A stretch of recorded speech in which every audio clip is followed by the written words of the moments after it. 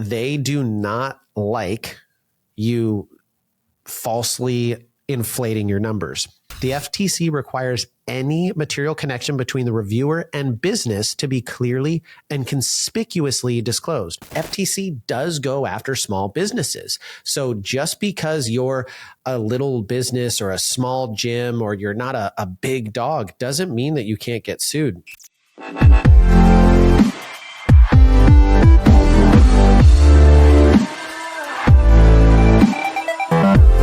Everyone, and welcome to another episode of the Cheer Biz podcast. I'm your host, Dan Cotton, and today we are going to be getting into kind of a weird subject. We're going to be talking about FTC compliance and how it impacts your reviews.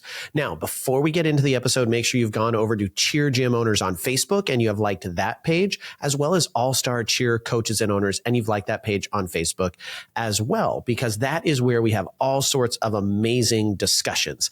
And if you're looking to join the Academy, go to nextgenowners.com to learn more about how you can join the Academy and you can get coached by some of my amazing staff or maybe even me. So make sure you get on to that and you book a call to learn more about what the Academy is and what it can do for you. Now, let's get into this episode because I think it's a really important one. And I don't have my legal expert, Matt Becker, here. He is normally the man, the myth who comes on and talks about these legal issues. But this actually came across my feed and I was targeted with an advertisement, actually, advertising a book saying, I got sued for $30 million by the government and you could be at risk. And it was this buy my book to talk about FTC compliance.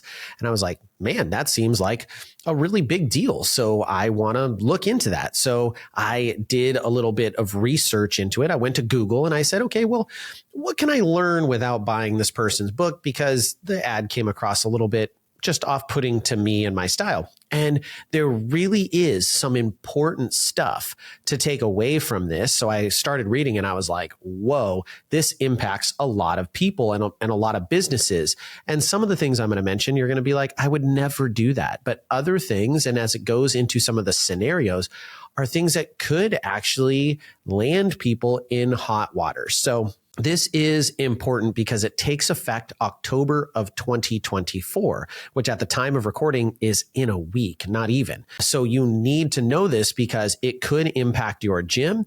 And there are companies out there that are potentially violating this FTC compliance law. And the reality is that the FTC does go after small businesses. So just because you're a little business or a small gym or you're not a big dog doesn't mean that you can't get sued. In fact, from a strategic standpoint, you're a better target than the companies that have tons and tons of money to pay attorneys to tie things up for years in court. They actually like those smaller to mid-tier companies from the perspective of like, we can take enforcement action, we can get immediate change, we can sue them and we can get financial penalties, and they don't have the capability to either immediately pay them off and or hire an attorney. Now, I'm not a conspiracy theorist. I'm just saying from a strategic perspective, it is harder to sue the really big companies. It costs a lot more time and energy. So this directly involves reviews and the FTC getting more and more involved in how reviews are used in relation to promoting your company. And so number one is fake and false reviews are strictly prohibited. There is a strict prohibition on fake or false consumer reviews or testimonials, including those generated by AI. This also includes false claims to reflect the experiences of real customers.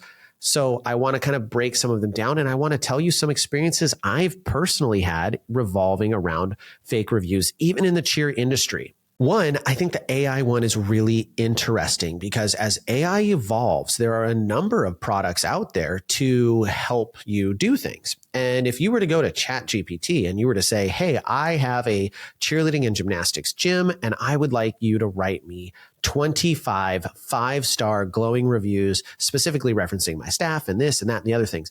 And then you could get those reviews and you could theoretically, no one wrote them, they're not true. And you could create a 5-star graphic and you could put some text on it and you could even put a stock image photo on it. And then you could throw that up on your website.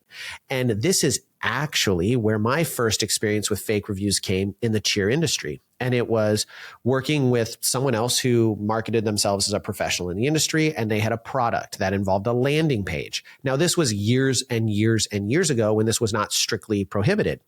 And they, on this landing page, were like, hey, here's your landing page, Dan. And they had made one for ODT. Now, it was the exact same for every gym that they were talking to in the room. And there were a number of gyms. And they were all the exact same thing, just logos changed a little bit, just minor adjustments. But all of them had the same reviews on them and the same names and the same, like, kind of stock review. And I said, hey, this person doesn't go to my gym. Like, this isn't an actual review. And this person's response was, yeah, but the person going to your website doesn't know that. It doesn't matter. What matters is that you have reviews on the website because it builds trust. And I just remember how icky that felt. Like, I was like, no way, I don't want that. So if I'm using this product, just take those reviews off of it. Because they were like, no, we can't change them. That's how it comes. And so I was like, well, just delete them altogether if I'm going to use this product. And I can tell you that up into 6 months ago, I knew there were people still using the product. It's the exact same. It hasn't been audited or updated since the last time I saw it years and years ago. And there were people actively using it to this day and time when I last saw one about 4 months ago from someone who was a client. That would be 150% violating this FTC rule because it is a fake review. It's completely false. It also goes into getting a 1-star review and then maybe going and asking all your friends, hey, will you please go and leave us a 5-star review? That's a false review. It's not fake. It's false because they didn't ever actually utilize your business. And so if they are not actually a customer, then it is technically a false review. So you cannot go and ask your parents or ask your friends or ask your siblings who've never actually frequented your business to write you a review. That would be a fake review or false review and not real. So fake would be a completely made up, generally by an AI, or just you wrote it yourself. It's completely fake. Or someone who's never used your business. A false review would be just someone who is saying, this business is totally great. This coach worked with my daughter all these times, and that didn't actually happen. So that would also be false review, even though there may be a real person. So we want to be really, really careful about using any sort of fake and false reviews. Now, I imagine if you're listening to this, you're probably going, Dan, I wouldn't ever do that. And I believe most of you would not go out there and create some sort of a fake review process. But this could be as simple as highlighting a review that you received that is now not actually factual based off the feelings of that customer. So it also would go into if I had a customer who left me a really, really great review at one point in time. They left me a 5-star, just glowing review. They loved me. And I know that their opinion changed in the course of my delivering of services to them. And I now take that review and post it on my website. Well, it's not actually true because that's not representative of their feelings today. So I have to be really cautious about using reviews in a forward-facing environment like my website, like my social media, like a landing page, if I have any reason to believe that the person does not actually feel that way at this time. Now, do you have a responsibility to go and email everyone that's left you a review and say, do you still feel this way? No, you don't. But obviously, if you would have reason to know that maybe they left you a really good review and then things parted in not a great way. And I've seen this happen. I've seen gyms who've been like, oh my gosh, we had this person. They loved us. Everything was great for the first 2 years. And then we had to kick them out of the gym the 3rd year because they mouthed off to a coach and flipped off a kid or did whatever. All these bad things happened. We had to remove them from the program. Now we're using that review and we know that that's not actually representative of their thoughts or beliefs. So we can't do that. So no fake or false reviews. Basically, if you don't believe it's true right now, if you have no reason to believe it's true, then you cannot use it to incentive to grow your business. Now, how does that impact you in regards to a Google review that is fake and bad? Well, you can report those and hopefully we'll start to see a little bit more traction of those things being removed because it is technically in violation of the FTC rules, although it's typically designed to protect consumers and not necessarily to protect businesses. They're trying to protect consumers from having false beliefs about what a product is going to do for them. The next would be incentivized reviews. So you cannot have an incentivized review where you place conditions on receiving a review. Now, this is something that has been done commonly. Hey, everyone who leaves us a 5-star review is going to get entered into a raffle, and we're going to pick one person out of that raffle to win a package of free private lessons. That would be a really smart way to try and incentivize people to go leave you a review, but you can't do it. You cannot incentivize in any way, shape, or form people going and leaving you a review. So you can simply say, we'd love it if you'd leave a review, and that's all you can say. So you can ask people to review, but you cannot incentivize that review. So the best way to do this is when someone says something really, really nice about you, or they send you a really amazing email and say, hey, we love you, you're doing all of these great things. Then a great opportunity at that moment is to say, thank you. That means so much to me. It would mean a lot to me if you would be willing to go to Google or go to Facebook and leave this as a review. Those things help more than you know, and just leave it at that. If you go, I'll give you $100, that's now illegal. You cannot do that. That's incentivized. And vice versa, you can't incentivize people to not leave a bad review. Now, this is a little bit of a mixed bag where, if someone has a bad experience, you might try to make it right with them. How you would violate this would be more of a situation where you're like, oh, you're going to go leave. They're like, I'm going to go leave you a 1-star review. And you're like, wait, I'll give you $100 right now to not leave that review. You're potentially violating that. I think that one's a little harder to prove and also really, really rare to happen, but you cannot incentivize either way people leaving or not leaving reviews. Next is insider reviews and testimonials. The FTC requires any material connection between the reviewer and business to be clearly and conspicuously disclosed. Reviews and testimonials by officers, managers, or employees without proper disclosure are prohibited.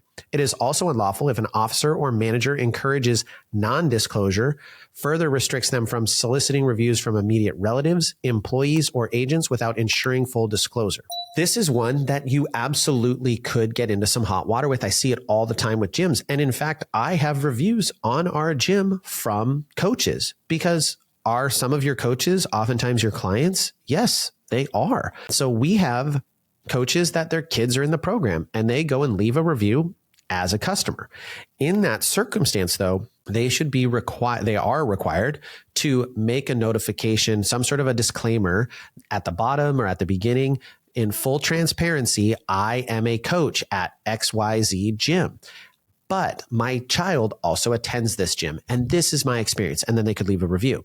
An employee can leave a review, but again, they need to fully disclose that. I am employed by XYZ company. I have worked here for this many years. I love my job.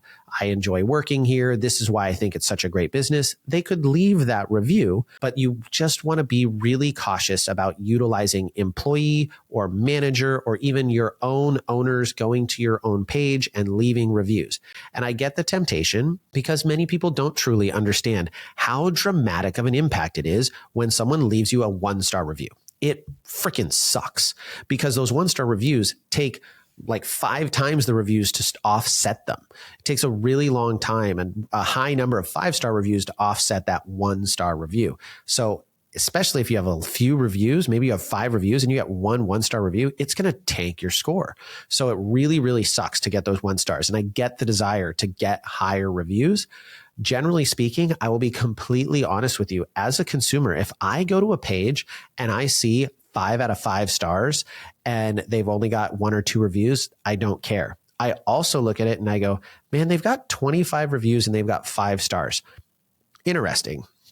Like I start to wonder how that's the case, because if you work with enough people, you're going to find some people that don't align with your business. And I think it's kind of just a part of the process to get a few negative reviews. Now, maybe you are a perfect company, but even the best companies I've ever worked with make mistakes. And so that to me is almost a warning sign of like, maybe not everything is on the up and up because everything is a perfect 5-star review. Now, that said, I know there are lots of gyms that have perfect 5-star reviews. I think it's partially because we don't get a ton of reviews in our industry. We're not like a restaurant where people are going to Yelp and reviewing us all the time, but it still can happen. So remember, you cannot use insider reviews without full disclosure.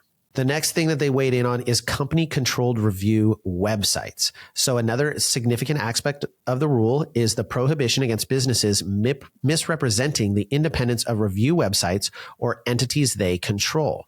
The FTC has made it unlawful for a business to falsely claim that a website or entity it manages, provides impartial reviews or opinions or products, services, including its own offerings. So I'm going to go into this for a little bit of explanation. So there was a period of time, and it's still relatively common. I think we'll see it start to dissipate, where what you could do if you had a product is you would create a secondary blog or a website or something that was like ranking the top 10 video cameras in the US right now. And it was controlled or paid for by the company that wanted to promote their company.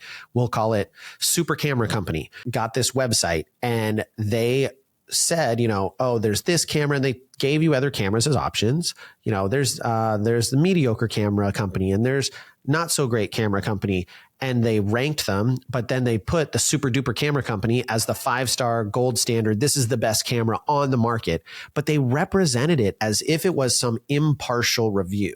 So they represented that someone else was out there and they'd done all this research and they were now saying this is the best product. But really, it was that company doing it. And I have seen cheer gyms consider this. I've heard it pitched to people because it wasn't illegal. So it would be like creating landing pages that are like, what are the 5 best places to tumble in Beaverton, Oregon, like where my gym is? And I would list out the gymnastics gyms and this and that, but I'd say some disadvantages and some this and then some that.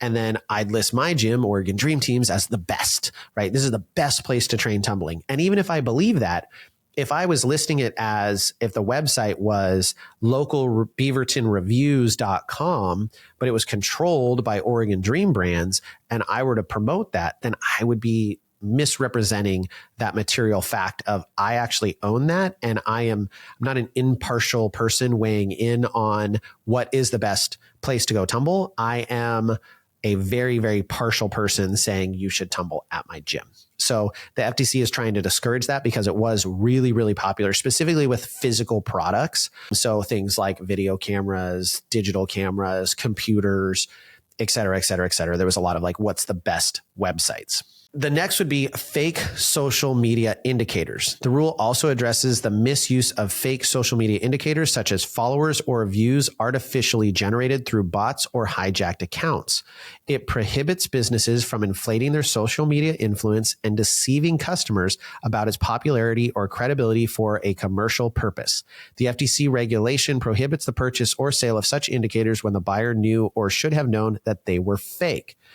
So they do not like you falsely inflating your numbers. This is done through a variety of factors. The most common I see is, hey, everyone on ASGA, please go like my Facebook page. One, don't do that because it's just muddying your market. The people who are liking your Facebook page don't actually like your Facebook page. They are making it so now when you start to market, their eyeballs and their friends and people who are a country away from you are going to see it. So that really is not helping you. It also was really popular way back. I'll tell you a story.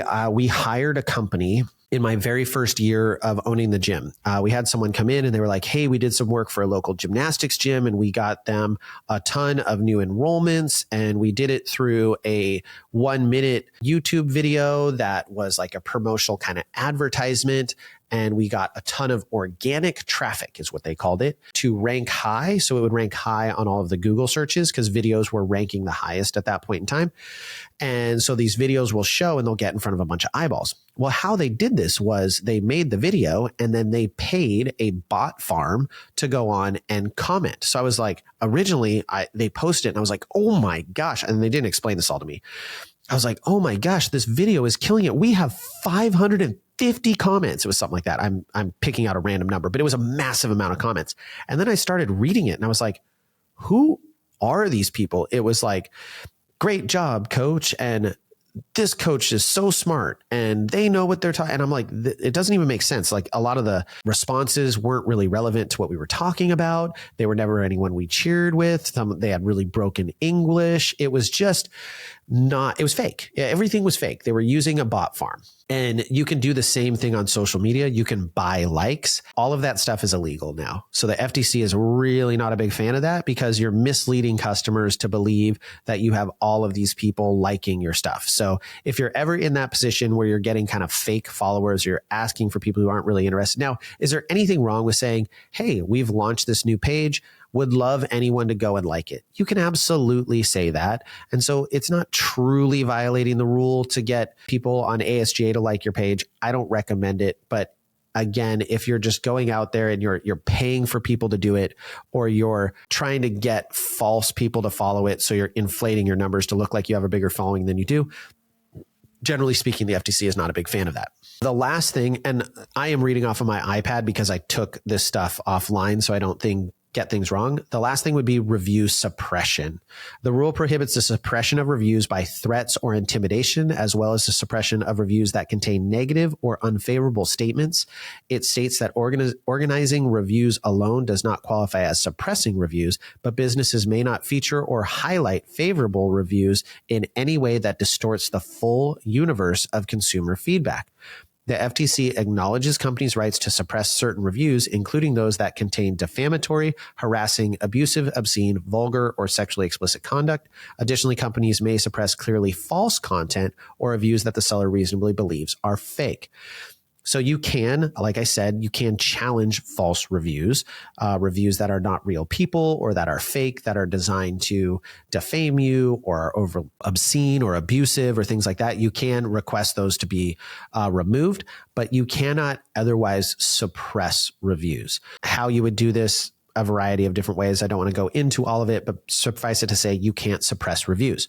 So you want to be really, really cautious about what you're doing. Now, do I think you're suppressing reviews by picking some specific great reviews to feature on your website? No, I don't think that categorizes as suppression. I don't truly know how the FTC would decide on that. I think ultimately, if you have major questions, you should consult an attorney about these things. I just want you generally aware. Now, as we leave the episode, you're probably like terrified now of like, oh my gosh, I don't want to make the FTC mad. I got to make sure I do things the right way. Be honest, be upfront about things from the beginning. So is it wrong to say, I'd love you to leave a review? No, it's not. Is it wrong to say, I'll pay you to leave a review, or I'll incentivize you to leave a review? Yes. Is it illegal to get a real review? No. Is it illegal to get a false review or a fake review? Yes. It's fairly simple.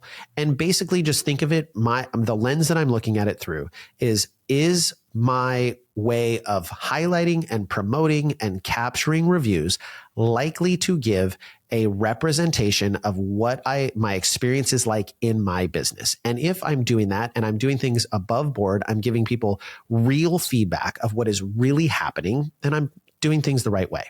Now, reviews are a great way to get business. In fact, social proof is one of the best ways you can drive people to enroll in your programming or purchase your product. So I'm not saying go away from reviews, but you just want to be very conscientious about how you're using them, making sure that they're accurate for the person who has posted it. I think it's always good if someone leaves you a review or even sends you an email and you say, hey, do you mind if I highlight your review on the website, and you have their written permission? I think that stuff is great. Okay. It doesn't even have to be a 5-star review. It could just be a what's called testimonial, where someone, sends you an email and you're like, hey, I don't need you to go to Google and post this, but I'd love to use it on my website. Do I have your permission to use your name and use what you said? And then you're just using a testimonial. So-and-so said this to me and I quoted them, and here's their experience. So that's generally speaking okay. Ultimately, I want you to use reviews, but I want you to stay within compliance with the FTC. So you don't need to be worried. I don't want anyone thinking like the sky is falling. They're not going to come after you tomorrow. But I do think that ultimately all of the decisions that the FTC made were about being ethical and conducting ethical stand-up business the way we should be doing it. So ultimately, I support their decision because it's leading us down an ethical path, and it's more focused on being honest to the consumer about what it is they're going to experience at your business. All right, everyone, I hope you enjoyed the episode. It was a pleasure chatting about it. I know it was a more dense legal speak conversation, but I really appreciate you joining me. And with that, we'll catch you on the next episode.